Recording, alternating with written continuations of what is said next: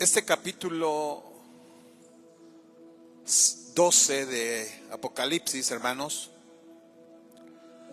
nos narra el octavo acontecimiento de lo que va a suceder en la grande tribulación. ¿Cuántos recuerdan los 7 eventos anteriores que van a suceder en la gran tribulación? Después de que la iglesia sea levantada, ¿qué es lo que va a suceder? Va a resurgir el imperio romano, se va a levantar el anticristo. 3, se va a formular un sistema donde este líder mundial va a obligar a la humanidad a que lo adoren a él. Número 4, van a venir los juicios de la serie de los sellos. Dios levantará a 144,000 jóvenes judíos para predicar en todo el mundo. Posteriormente vienen los juicios de las 7 trompetas. Y el último tema que estudiamos, el número 7, Dios va a enviar a 2 evangelistas al mundo, que son los 2 testigos. Esto es lo que va a suceder, hermanos, en la grande tribulación. Son los 7 eventos. Pero de aquí viene el octavo evento. ¿Cuál es ese evento? El número 8. A la mitad de la grande tribulación, 3 años y medio, cuando el anticristo dé la orden por internet, por Facebook, yo creo que él tendrá su propio canal, su propia plataforma, donde dé la orden al mundo que lo adoren, lo veneren a él. Los primeros en oponerse, ya las otras confederaciones ya no están tan de acuerdo con el anticristo. Los otros imperios, las potencias mundiales, los ejércitos, pero habrá alguien que se oponga a adorarlo, a venerarlo, y estos son el pueblo de Israel. Ellos no van a querer aceptarlo como aquel que es digno de alabanza, no, porque el pueblo de Israel, ellos son monoteístas. Ellos únicamente adoran al Dios de Abraham, al Dios de Isaac y al Dios de Jacob.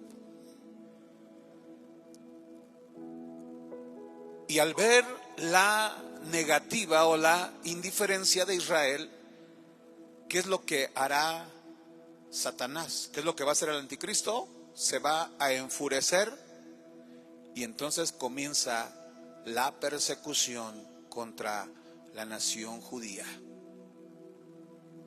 Dice el verso 1 que apareció en el cielo, justo después de estos 7 eventos que ya vimos, cuando los 2 testigos surgen, ya pasó el juicio de las trompetas, los 144,000, aparecerá esta gran señal en el cielo de una mujer vestida de sol. Una mujer vestida de sol con la luna debajo de sus pies y sobre su cabeza una corona de 12 estrellas. Primero tenemos que estudiar, hermanos, aquí este término mujer. No se refiere físicamente a una persona. Cuando Apocalipsis habla de mujeres, no está hablando de alguna dama, de alguna persona físicamente. No, cuando la Biblia en Apocalipsis habla de mujer, se refiere a un sistema. A un sistema. En el capítulo 17 de Apocalipsis, hermanos, se menciona también una mujer. Y ahí se refiere a la gran ramera como mujer, pero no está hablando de alguien físicamente, de una dama. No, se refiere a el sistema corrupto de religiones, donde se van a unir todas las religiones del mundo. el líder será el anticristo. Y a ese sistema religioso corrupto, Juan en el capítulo 17 de Apocalipsis le llama la gran ramera. Pero es un sistema, es un conjunto. Posteriormente también Juan, hermanos, en el Apocalipsis 19 o en el capítulo 19 de Apocalipsis también menciona a otra mujer, pero no es una mujer literal, sino habla de una congregación, de un grupo. ¿Quién es la mujer o la esposa que habla en Apocalipsis 19? La iglesia del Señor Jesucristo. Por lo tanto, cuando vemos aquí en Apocalipsis 12, verso 1, cuando dice una mujer vestida de sol, ¿qué tenemos que entender? ¿Que es una mujer? No. Que es un sistema, que es una congregación o que es una nación. En la religión tradicional se enseña que esta mujer es María. Y como ven las descripciones, que está vestida con o iluminada con un sol, que debajo de los pies está una luna y que sobre su cabeza hay 2 estrellas, que por cierto, el español que pintó la Virgen de Guadalupe, pues todas las características se las robó de Génesis, de aquí de Apocalipsis. De ahí se robó las descripciones, por eso le pintaron a esas vírgenes que había, porque la Virgen de Guadalupe, esa no es ni mexicana, esa la trajeron los españoles. Ya en Extremadura, España, allá ya existía esa Virgen de Guadalupe, pero los de nuestra nación, ellos estaban bien emocionados con esta aparición, porque pensaban que era algo genuino de aquí de nuestro país. No, esa Virgen ya existía antes de que, según apareciera en México, ya estaba allá en España. Pero esa fue la forma en que los españoles conquistaron a los indígenas. Vienen, colocan esa misma imagen que ya tenían, la hacen aparecer. De hecho, Fray Juan de Zumárraga, que era el líder, era el fraile que estaba puesto, fue colocado por los españoles para enseñar la religión en México. Él no respaldó esa aparición. Él nunca la documentó. Eso fue una estrategia que usaron para implantar una religión. Pero ¿por qué nosotros decimos que esta mujer no es la mujer de Apocalipsis? No es una mujer literal, ni tampoco es María. Porque a la que se le atribuye en estas descripciones es a Raquel. Y lo vamos a ver en la palabra del Señor. Quiero que veamos en Génesis capítulo 37. Bendito sea el nombre del Señor. ¿Cuánto le dan la gloria a Cristo Jesús? Génesis capítulo 37, verso 7 al 9. Si ya lo tienen, vamos a dar lectura todos juntos. Y dice así. Aquí nos referimos y nos remontamos al sueño que tuvo José, el hijo número 11 de Jacob. Dice así: soñó aún otro sueño y lo contó a sus hermanos. ¿Cuántos hermanos tenía José? Tenía 11, con él eran 12.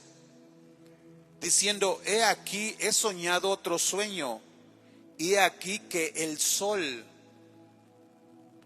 y la luna y 11 estrellas se inclinaban a mí. Y lo contó a su padre y a sus hermanos, y su padre lo reprendió y le dijo: ¿qué sueño es este que soñaste? ¿Acaso vendremos yo y tu madre y tus hermanos a postrarnos en tierra ante ti? Y sus hermanos, los hermanos de José, le tenían envidia. Mas su padre Jacob meditaba en esto, meditaba en el sueño. Vean cómo en el sueño de José, hermanos, hay tres personajes importantes.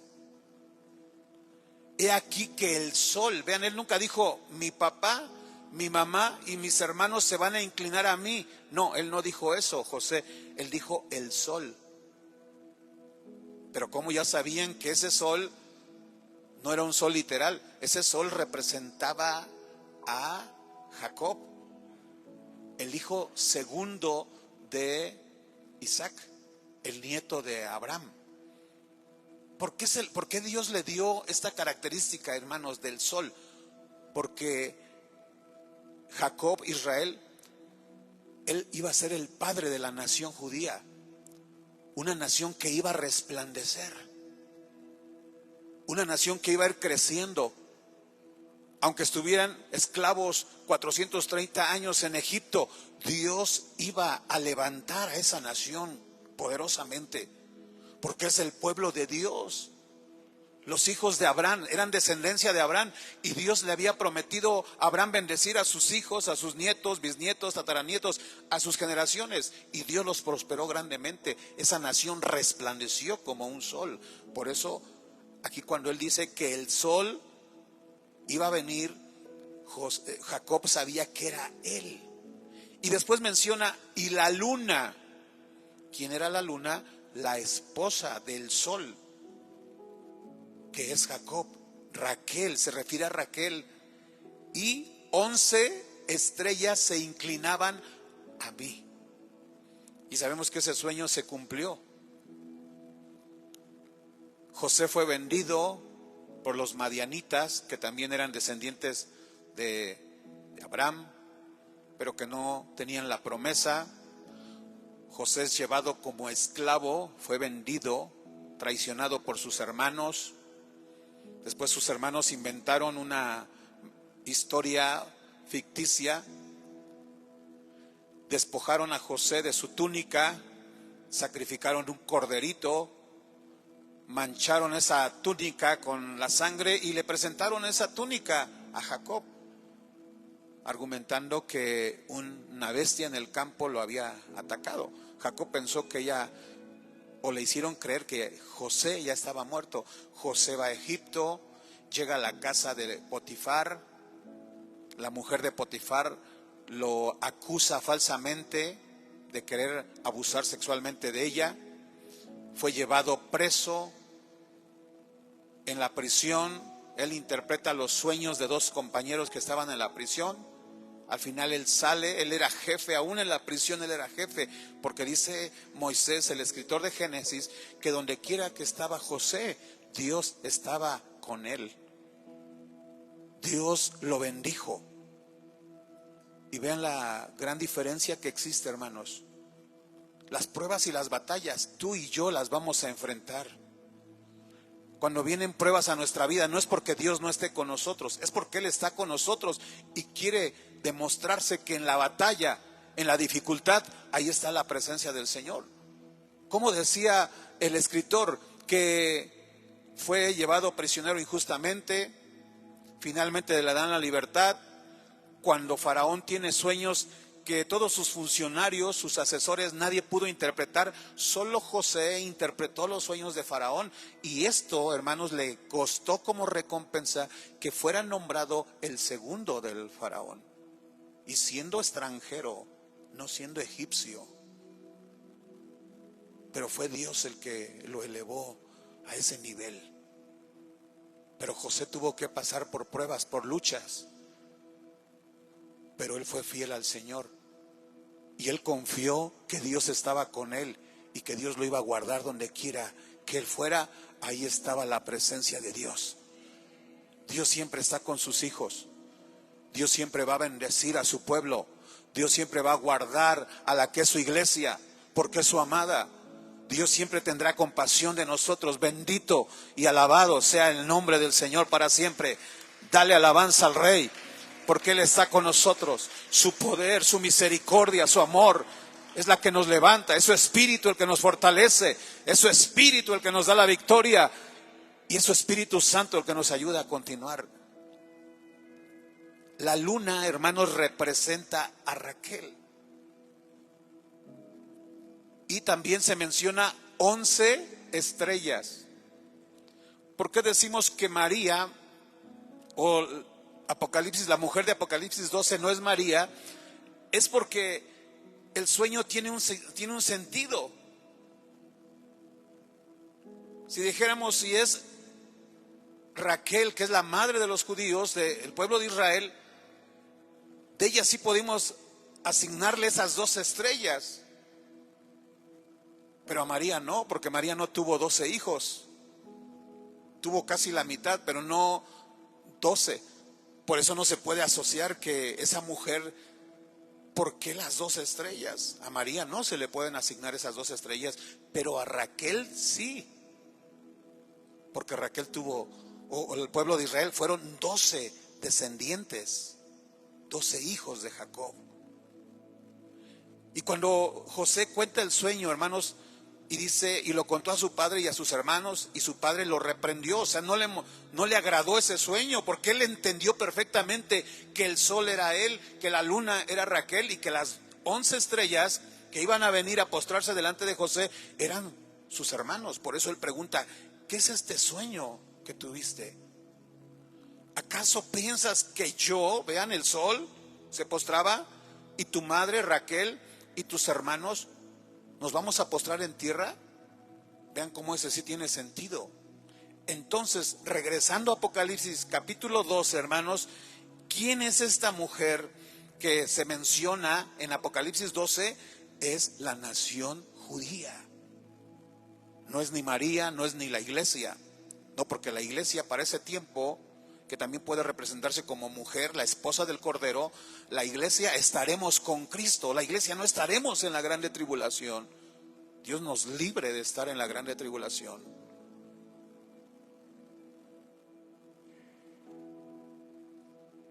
Versículo 2, y estando encinta, clamaba con dolores de parto en la angustia del alumbramiento.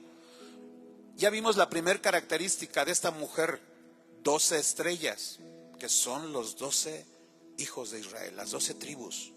María no tuvo 12 descendientes. Segunda característica que nos demuestra que no es María. La mujer de Apocalipsis 12 dice que cuando estaba encinta, significa que ya estaba ella embarazada y estaba a punto de dar a luz. Dice que clamaba con dolores de parto. ¿Y qué enseña la doctrina o el dogma mariano? El dogma mariano dicen que María fue inmaculada, que ya no tuvo pecado, que esa es otra falsedad, es una mentira. Dice Romanos 3:10 que no hay justo ni aún uno. Ella también pecó como mujer. Con esto no queremos menospreciar a la madre de Jesús hombre. Por eso cuando ella, después de su alumbramiento, conforme a Levítico 12, conforme a la ley de Moisés, ella tuvo que ofrecer un sacrificio. Si hubiera sido sin mácula, sin pecado, no hubiese ofrecido un sacrificio, pero ella y José ofrecieron el sacrificio porque había pecado. Ella se reconoció que era falta delante del Señor y dijo, Dios, ¿por qué has mirado la bajeza de tu sierva? Entonces la doctrina mariana o los dogmas marianos enseñan que María, como fue inmaculada, ella el día que dio a luz, como el dolor de parto es una consecuencia del pecado, cuando Dios envía sentencia a Adán y a Eva, le decreta esa maldición a Eva donde le dice que con el dolor ella iba a dar a luz a sus hijos, porque esa era consecuencia del pecado. Entonces, ¿qué dice el dogma romano? Que como María era sin pecado, ella no tuvo dolor. Entonces aquí esta mujer no es la misma. Y estando encinta clamaba con dolores de parto en la angustia del alumbramiento. Nunca relata la Biblia, hermanos, que María haya sufrido, pero sí nos dice la Escritura quiénes son los que estaban de dolor. Quiero que veamos bendito sea el nombre del Señor para siempre, en Isaías capítulo Número 66, versos 7 al 9. Isaías 66, versos 7 al 9. Alabado sea Cristo Jesús. Démosle la gloria, Él está aquí. Gloria a Cristo Jesús. Isaías 66, versos 7 al 9. Antes que estuviese de parto, aquí aún no había nacido María, hermanos. Isaías escribió 750 años antes de Cristo. Algunos pueden decir, es una profecía. No, porque en los versos anteriores se está refiriendo a la nación de Israel. Les he enseñado en que Isaías, él profetizó a Judá y él profetizó a la nación de Israel. Aquí se refiere a Israel. Dice, antes que estuviese de parto, dio a luz.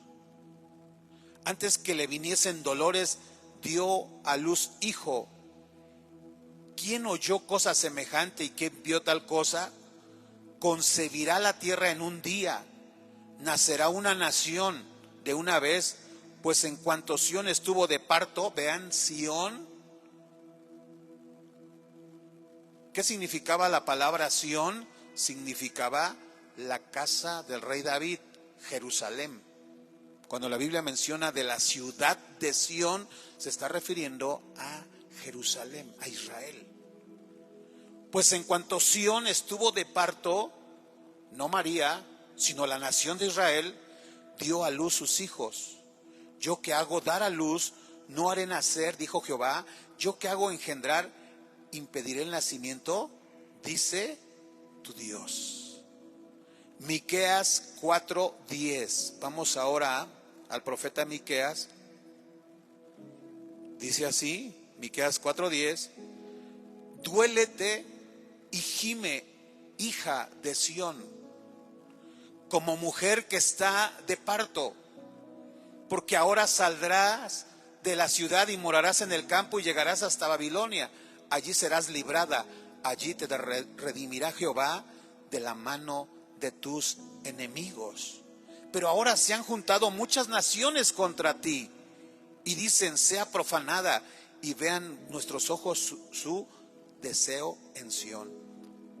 ¿Quién es la que iba a dar a luz? Israel, la nación judía. No se está refiriendo a María. Ninguna cita de la Biblia hace referencia que esta mujer de Apocalipsis 12 sea María. No, es la nación de Israel. Y posteriormente en Miqueas 5:2 tenemos el cumplimiento de esta profecía. Dice, pero tú, Belén, Efrata, pequeña para estar entre las familias de Judá, de ti me saldrá el que será el Señor de Israel, y sus salidas son desde el principio, desde los días de la eternidad, pero los dejará hasta el tiempo que dé a luz la que ha de dar a luz, y el resto de sus hermanos se volverá con los hijos de Israel.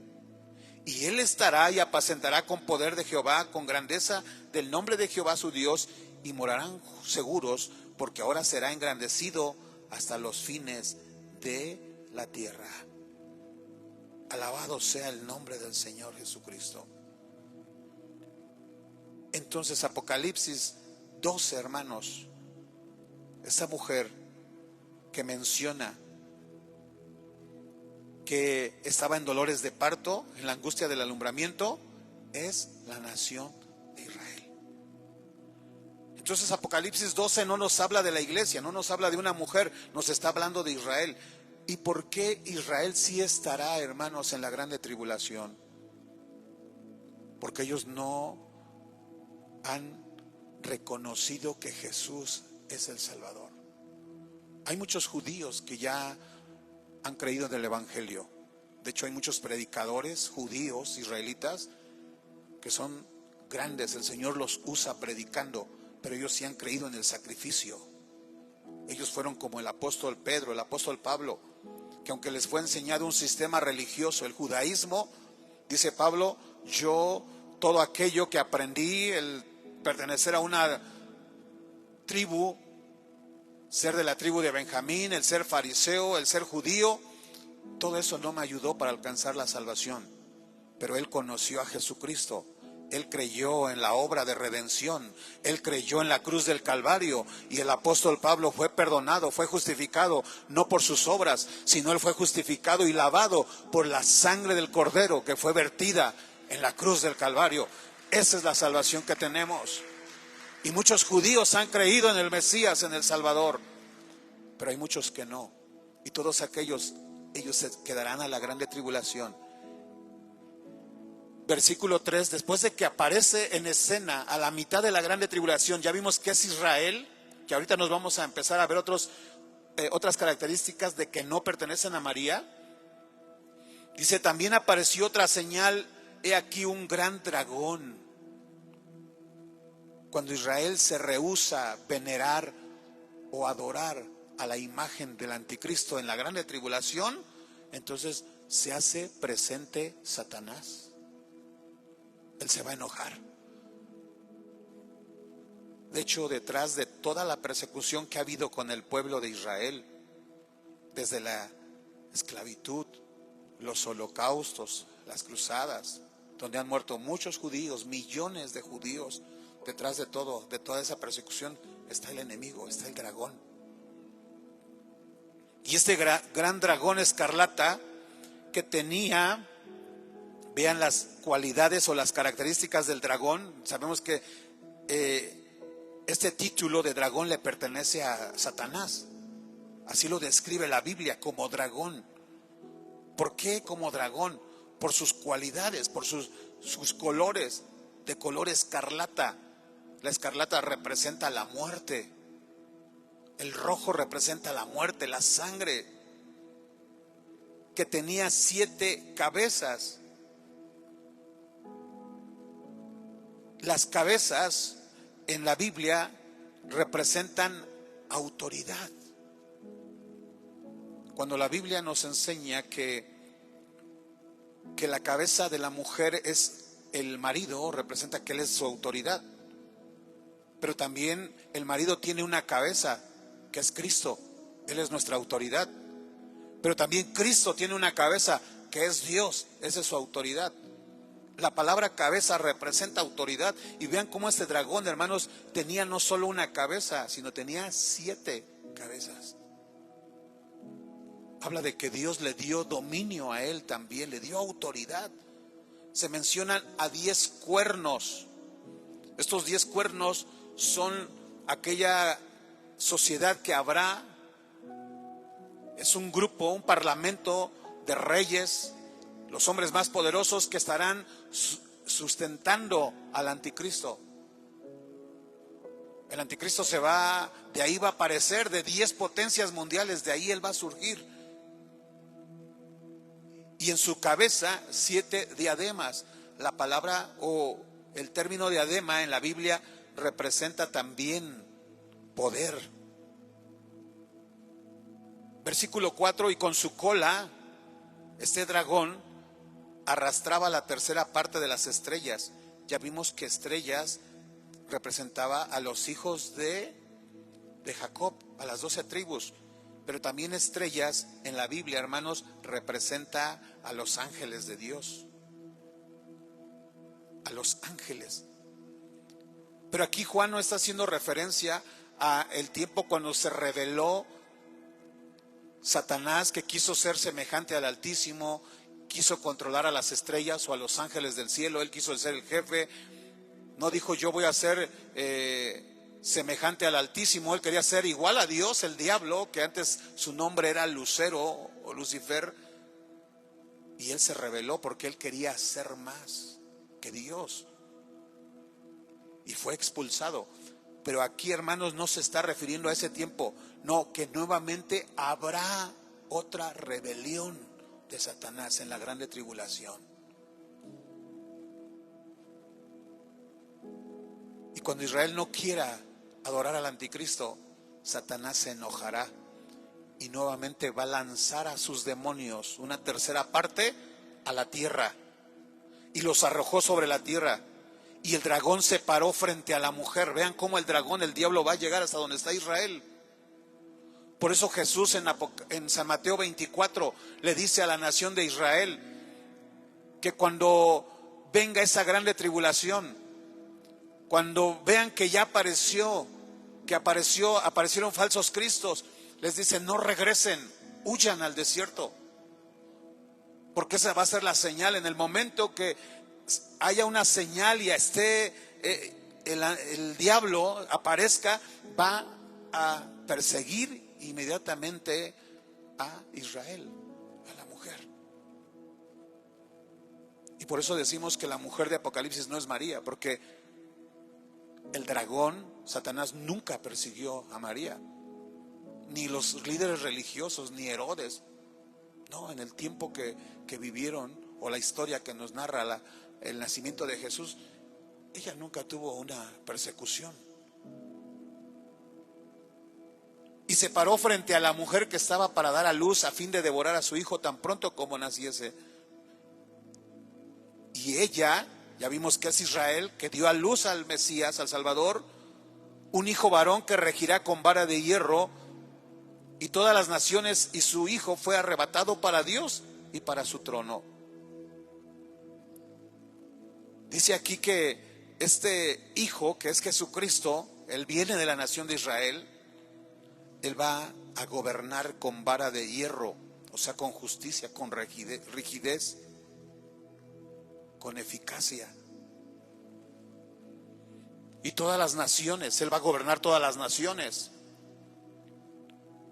Cuando María vino, cuando nació Jesús, Jesús no ha reinado. Por eso esta es una profecía y se refiere al tiempo de la grande tribulación. Y cuando dice que el hijo fue arrebatado, no fue cuando Jesús nació, porque no fue arrebatado. Siempre Jesús vivió al lado de sus padres. ¿A qué tiempo se refiere cuando fue arrebatado? Se refiere a que cuando el pueblo de Israel, dice Juan 1:12, que Jesús vino a lo suyo, vino a los judíos, y los suyos no le recibieron. Entonces Dios se lo arrebató a ellos porque ellos no alcanzaron salvación. Y Él nos entregó a nosotros más, a los que le recibieron, a los que creen en su nombre, nos dio potestad de ser llamados hijos de Dios. Gracias a Dios porque Él nos escogió a nosotros, no siendo de la descendencia del sol, de la luna, no perteneciendo a las tribus de las estrellas. El Señor nos ha dado ese privilegio de ser llamados hijos de Dios. Y esa fe, hermanos, la ha puesto el Padre. Tú y yo hemos venido a Cristo no porque nosotros seamos mejores que Israel. Dijo Jesús: nadie puede venir a mí si el Padre no lo trajere. ¿Quién fue el que nos trajo a Cristo? ¿Quién fue el que te llevó a ti a los pies del Señor Jesucristo? Fue nuestro Padre Celestial. ¿Cuántos le dan gracias a Él? ¿Cuántos le dan la gloria al Padre? Dile: gracias, Señor, porque tú me escogiste. Gracias, Padre bueno, porque aún estando perdido, siendo malo, siendo pecador, tú me trajiste a Cristo Jesús. Alabado sea el nombre del Señor. Verso 6 dice que esa mujer, ya vimos que es Israel, huyó al desierto. María, hermanos, ella vivió, antes de dar a luz, de concebir en su alumbramiento, María vivía en Nazaret. Y Nazaret era un desierto. Jerusalén era un poco más urbano. Había más población, pero aún así no era una gran ciudad, no era metrópoli. En Nazaret sí era desierto. La Biblia nos narra que cuando los magos de Oriente, que ellos sabían por las profecías, vienen a buscar al Salvador para adorarlo, entregarle regalos, y Herodes se enojó cuando dijeron que había nacido el rey de los judíos. Y con mentiras y con engaños, Herodes le dice a estos sabios que fueran y que investigaran. Y cuando ellos encontrasen al niño, que hiciérenselo saber a Herodes para que él también fuera a adorarlo. Por supuesto que eso no era verdad, él quería matarlo. Fueron los sabios del oriente, ellos encontraron el lugar se postraron delante, no de María, sino delante del niño, lo adoraron, le entregaron sus dones. Pero después de que ellos realizan esto, los magos de Oriente se fueron por otro camino. Y dice que Herodes se vio burlado y él ordenó asesinar a todos los niños. Porque él no sabía quién era, pero él quería acabar con ese rey, porque era una amenaza. Porque la costumbre de las dinastías de los Herodes era que el hijo iba a ser el sucesor. Y dijo, si hay un rey de los judíos, estaba en riesgo su monarquía. Por eso él mandó a matar. Y Dios a través de sueños le dice a José que tomara al niño y que huyera. Pero ella no huyó al desierto, ella fue a Egipto. Por eso la historia no es María. Dice que la mujer de Apocalipsis 12 huyó al desierto, donde tiene un lugar preparado por Dios. Vean cómo aquí, hermanos, Juan, él está escribiendo Apocalipsis entre el año 95 y 97, fue escrito. Ya habían pasado más de 60 años que sucedió lo de María, entonces no se refiere a ella, se refiere a algo futuro. Por eso Juan escribe ahí en Apocalipsis 1, cuando Dios le da la visión en la isla de Patmos, estando ahí exiliado, preso en la isla, le dice, escribe estas cosas. Esas cosas que son, pero esas cosas que vendrán. Apocalipsis todo es profético, solamente Apocalipsis 1, 2 y 3 son cosas que ya habían pasado o cosas que se estaban cumpliendo, pero desde Apocalipsis 6 hasta Apocalipsis 22 todo eso es futuro. Tenía un lugar preparado por Dios para que allí la sustentase por 1260 días. Y María no estuvo ese tiempo ahí en Egipto, y menos en un desierto, sino que se refiere, estos 1260 días, hagan la división entre meses, corresponde a 42 meses, corresponde a 3 años y medio, que es el segundo periodo de la Grande Tribulación, que nos indica que Israel va a ser perseguida por el anticristo. Después hubo una gran batalla en el cielo. Miguel y sus ángeles luchaban contra el dragón, y luchaban el dragón y sus ángeles. Israel tiene que huir, hermanos, al desierto. Dice que la mujer huyó al desierto, que es Israel. Ya vimos que el sol, la luna y las estrellas representan a la nación de Israel. Ellos van a ir al desierto, Dios les va a preparar un lugar. Pero cuando nuevamente se vean burlados, Satanás va a intensificar su actividad demoníaca. Él va a querer destruir a Israel, el dragón, el anticristo, su ejército. Y cuando el dragón quiera acabar con Israel en la grande tribulación, Dios también enviará su ejército. Le ordenará a Miguel que él defienda a la nación de Israel. Por eso aquí hay una gran batalla en el cielo. Vean, Miguel y sus ángeles luchaban contra el dragón, pero también el dragón tenía sus ángeles, que son demonios. También van a luchar, se van a enfrentar en el cielo, una batalla en la grande tribulación. Pero vean el versículo 8. Sabemos que Satanás tiene su ejército, tiene principados, potestades, él está bien organizado. Una vez platicaba el doctor Armando Alducin que él, yendo en un viaje misionero, iba en el avión y dice que él se encontró, iba una persona al lado de él, y él pues llevaba algo de comer y le ofreció a este hombre, porque se le hacía así como enigmático, así raro. Y dice cuenta él que le ofreció a este varón algo de comida, y le dice él, no, gracias, porque estoy ayunando. Y el doctor Alducin dice que él se emocionó, dijo, pues él es cristiano, es un cristiano que está ayunando, gloria a Dios, y yo lo estoy haciendo tropezar, ¿no? Quiero darle de comer y él está ayunando. Y le pregunta, ¿es usted cristiano? Dice, no. yo soy satanista. Vean cómo esos hombres también están activos. Ellos no duermen. Ellos no sienten cansancio. Ellos están a las 12 de la noche. Si Satanás les dice que vayan a llenarse ellos de poder, a lugares oscuros, al monte, a los cementerios, ahí están esos sirviendo. Se desvelan, ellos no duermen. Así es el enemigo. Por eso la iglesia de Jesucristo también debemos de estar activos, estar orando, estar despiertos. A veces tú vas a sentir cansancio, pero ahí está el Señor para darte fortaleza, porque es necesario a veces orar y enfrentar esa batalla, esa lucha espiritual que tenemos, y Dios nos da la victoria.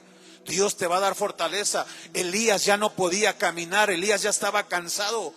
Sentía que el rey Acab, que Jezabel y el ejército de Israel venía para acabar a Elías. Ya no tenía fuerzas, pero él le clamó al Señor y Dios le envió alimento, Dios le envió agua, y sobre todo Dios le dio su poder para seguir caminando, para seguir avanzando, porque hay poder en el nombre de Jesucristo. Es Dios el que nos da la fortaleza, es Dios el que nos da la victoria, aunque tengamos que enfrentar al enemigo, pero mayor es el que está con nosotros.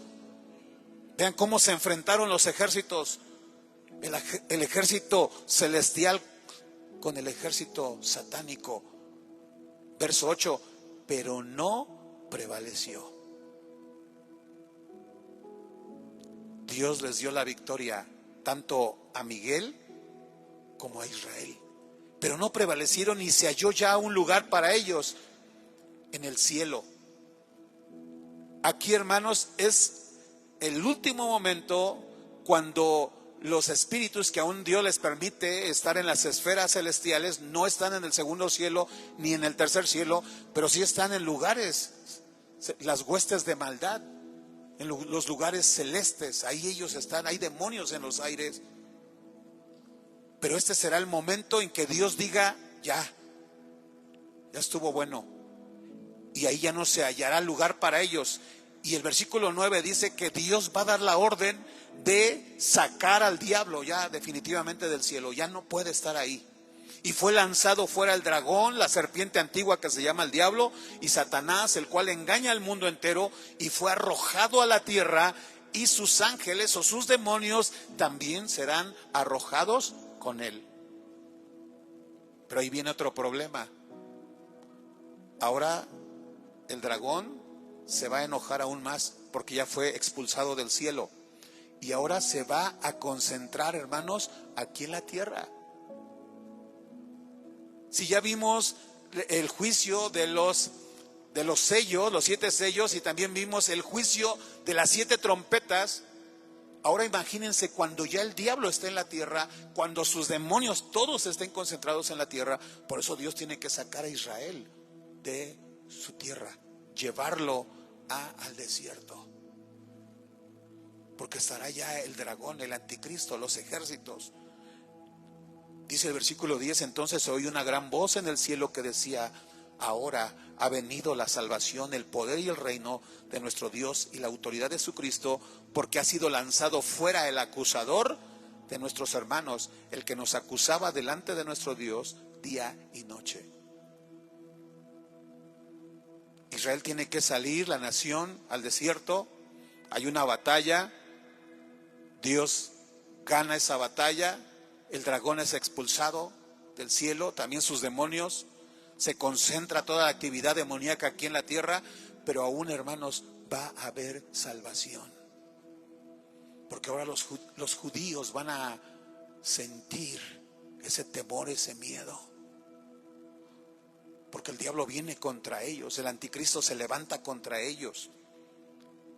Entonces ahí ellos, los judíos, le clamarán al Señor. Y dice que se escuchará una gran voz en el cielo que decía: ahora ha venido la salvación. Porque a partir de ese momento, la predicación de los 144,000, la predicación de los 2 testigos y la predicación del ángel que predicará el evangelio eterno, empieza a hacer efecto en los judíos, Y muchos empiezan a creer en el Señor Jesucristo, aún en la grande tribulación. Y aún gentiles, hermanos, algunos que sí escucharon el mensaje, pero que se quedaron a la grande tribulación, ahí muchos también van a tener arrepentimiento, le pedirán perdón a Dios. Y si no mueren por los juicios, aún están con vida, Dios les dará oportunidad. Pero es una persecución tremenda. Ya ellos ya pasaron, ya vimos toda la serie de juicios, hermanos, que es destrucción total. Y ellos le han vencido. Vean cómo van a vencer en la grande tribulación. Ahí ellos tienen que vencer. Ahorita nosotros, hermanos, solamente creemos en Cristo, reconocemos a Jesús como nuestro Señor y no tenemos que vencer nada. Solamente es creer. Pero en la grande tribulación no. En la grande tribulación ellos tienen que vencer primero al anticristo. Porque aquel que quiera creer en la grande tribulación que Jesús es su Señor, van a venir los del ejército del anticristo y a muchos los van a matar por confesar su fe en el Señor Jesús. Va a haber persecución, así como lo hicieron los césares, como lo hicieron los emperadores romanos que persiguieron a los cristianos, a uno los decapitaron. Ahora sí será, hermanos, el precio de creer en el Señor Jesús en la grande tribulación. Por eso nosotros, hermanos, debemos de estar agradecidos con Dios, porque esta es la mejor oportunidad para servir a Jesucristo. Hoy es el tiempo para exaltar a nuestro Rey, para decirle gracias, Señor, porque tú me has perdonado. Gracias, Señor Jesucristo, porque tú moriste en la cruz del Calvario. Tú has perdonado mis pecados.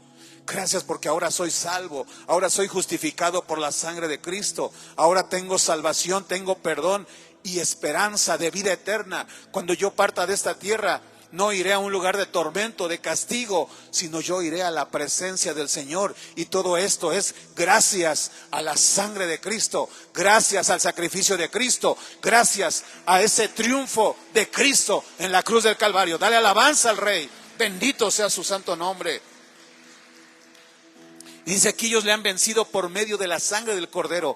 Tienen que creer en Cristo, el Cordero de Dios, y la palabra del testimonio de ellos. ¿Cuál es el testimonio de la palabra de ellos? Habrá cristianos que crean, o judíos, aún gentiles, que en la grande tribulación digan, Jesús es mi Señor y mi Salvador. Y algunos dirán, te vamos a matar a ti y a tu familia. Pero si tú desistes de decir que Jesús es tu Señor, te podemos perdonar, te vamos a dejar libre. Pero muchos dirán, no, yo creo que Jesús es mi Señor. Y por ese testimonio que ellos digan que son hijos de Dios, muchos van a ser decapitados en la grande tribulación. Por eso cuenta mucho su palabra, testimonio de ellos. Dice, y menospreciaron sus vidas. Significa que ellos estarán dispuestos a morir, pero no negarán a su Señor. Así como aquellos santos hombres de Dios que fueron martirizados en el primer siglo, del año 100 al año 200, fue el año más terrible para la iglesia de Jesucristo. Pero hubo hombres que aún siendo amenazados de muerte, siendo torturados, martirizados, ellos dijeron, Jesús es mi Señor, Él es mi Salvador. Y no tengo temor y estoy dispuesto a morir por causa de aquel que murió por mí en la cruz del Calvario. Dale alabanza al Señor Jesucristo. Dice, por lo cual alegraos cielos y los que moráis en ellos. ¿Por qué dice que nos vamos a alegrar los que están en los cielos y los que moran en el cielo? Porque ahí estaremos la iglesia, hermanos, en el cielo. Pero dice Juan, pero ay de los que están en la tierra, de los moradores de la tierra y del mar, porque el diablo ha descendido a vosotros con gran ira, sabiendo que tiene poco tiempo. Faltarían 1260 días para que Satanás fuera encarcelado en la grande tribulación. Y cuando vio el dragón que había sido arrojado a la tierra, persiguió a la mujer que había dado a luz al hijo varón, y se le dieron a la mujer las dos alas de la gran águila, cuando yo busqué este término de la águila, representa la protección divina de Dios. Dios va a resguardar a Israel en el desierto. Dios va a proteger a Israel. Así como lo hace con su iglesia, también lo hará con su nación, con su pueblo. Dice, para que volase delante de la serpiente al desierto y a su lugar donde es sustentada por un tiempo. Teológicamente la palabra un tiempo significa un año. Un tiempo y tiempos significa 2 años. ¿Cuántos van? 1 y 2 son 3. Y la mitad de un tiempo, la mitad de un año, son 3 años y medio. Y la serpiente arrojó de su boca tras la mujer agua. El agua representa multitud, representa el agua desastres, tormentas. O sea, va a haber persecución. El anticristo va a perseguir a Israel como un río, para que fuese arrastrada por el río. Pero la tierra, dice, ayudó a la mujer. Pues la tierra abrió su boca y tragó el río. Se va a abrir la tierra. Aquellos ejércitos que vayan para perseguir a Israel van a ser tragados, van a perecer. Como esos socavones, no sé si han visto cómo esos socavones se van haciendo hoyos grandes.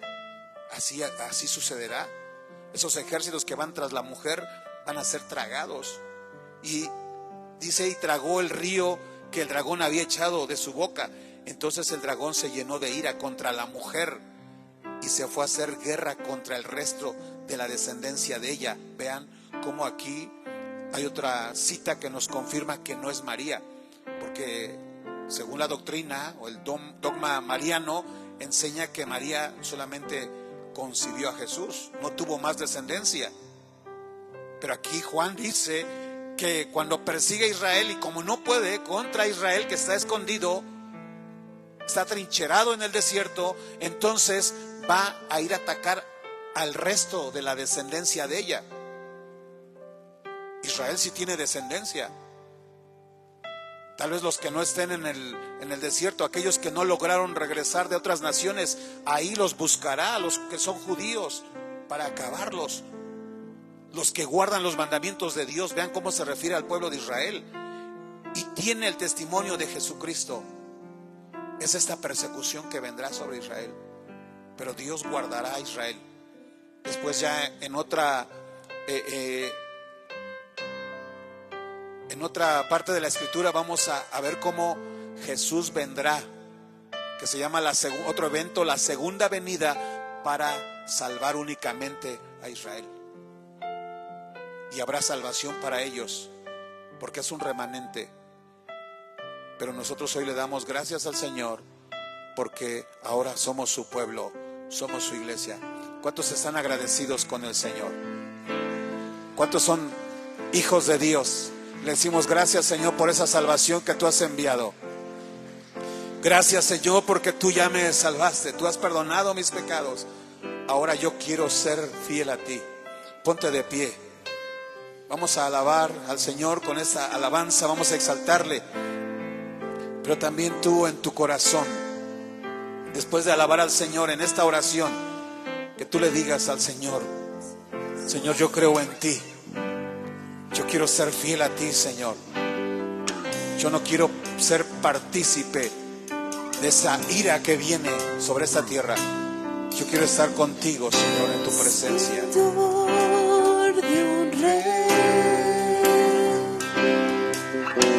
Vestido en majestad,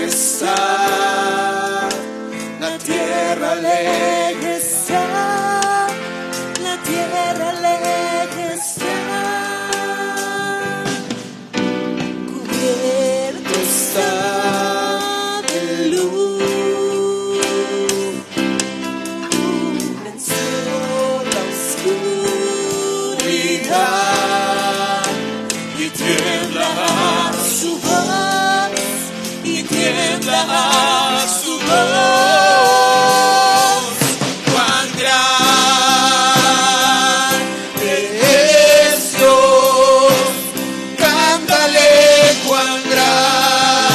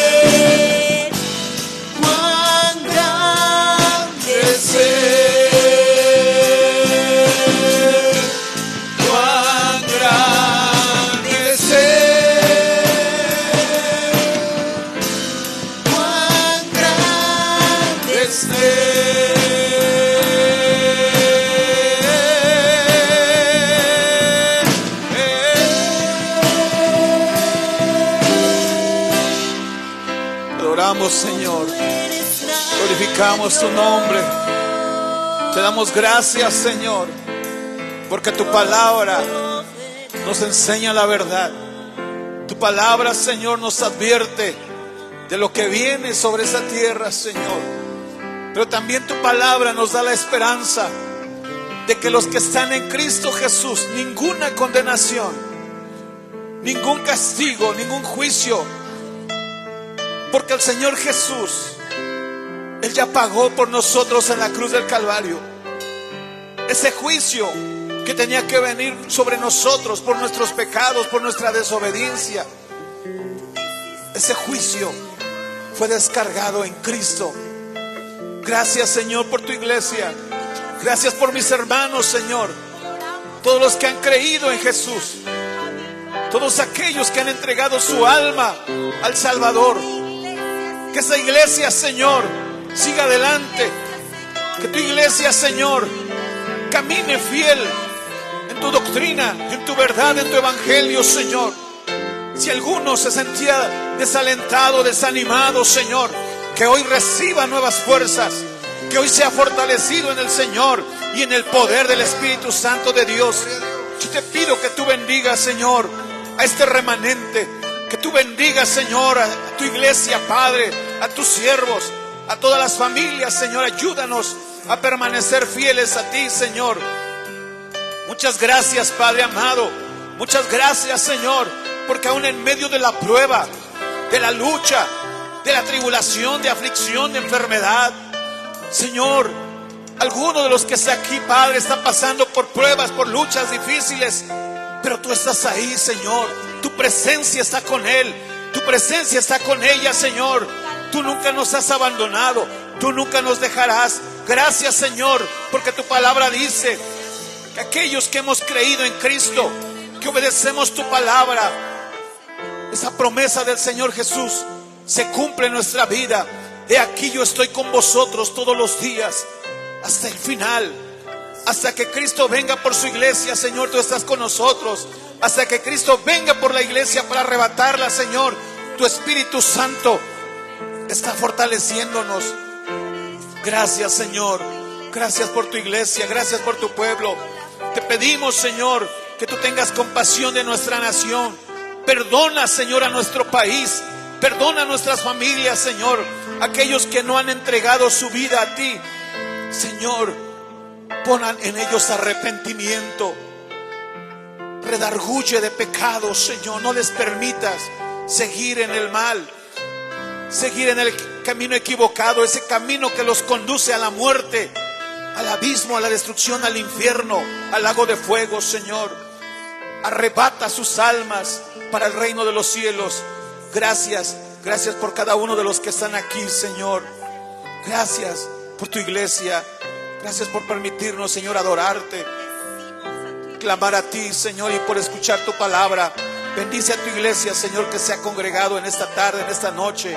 También te pido que tú bendigas a todos, a toda tu iglesia, Señor, que sigue esta transmisión, a los que posteriormente escucharán este mensaje. También, Señor, que sea un mensaje de advertencia, de preparación, para que vivamos en santidad, que estemos velando y orando, que estemos preparados, Señor, que el enemigo no nos distraiga, que las pruebas no nos traigan desaliento, sino que sigamos firmes, Señor, buscando tu rostro, en oración, Señor, en la búsqueda de tu palabra, en el conocimiento de tu palabra, en la oración, en el ayuno, Señor, en esa comunión contigo. Muchas gracias, Padre, por aquellos que están buscando tu rostro, Señor, que tú estés ahí siempre con ellos. Muchas gracias, Padre, por este momento. Ahora ha llegado el momento de salir. Yo te pido que tú bendigas, Señor, a todos, que nos lleves con bendición. Bendice el medio de transporte. Si alguno tiene que desplazarse hasta su hogar, hasta su casa, Señor, a pie, que tú asignes ángeles guerreros alrededor de todos, Señor, de toda tu iglesia. Líbranos del mal, Señor. Aunque el enemigo levanta, Señor, ataques en contra de nosotros, pero dice tu palabra que caerán a nuestro lado, a nuestra izquierda, a nuestra derecha, pero a tu iglesia, Señor, no la tocarán, porque tú eres el que guarda Tú eres el que guarda a tu pueblo, Señor. Muchas gracias. Que el amor de Dios, la gracia infinita de Cristo y la unción, el poder del Espíritu Santo se derrame sobre el cuerpo de Cristo, sobre la iglesia del Señor Jesús, hoy y siempre. Amén y amén. Gloria al Señor para siempre. Dale alabanza a Cristo, Él está aquí. Gloria al Señor. Dios les bendiga, hermanos.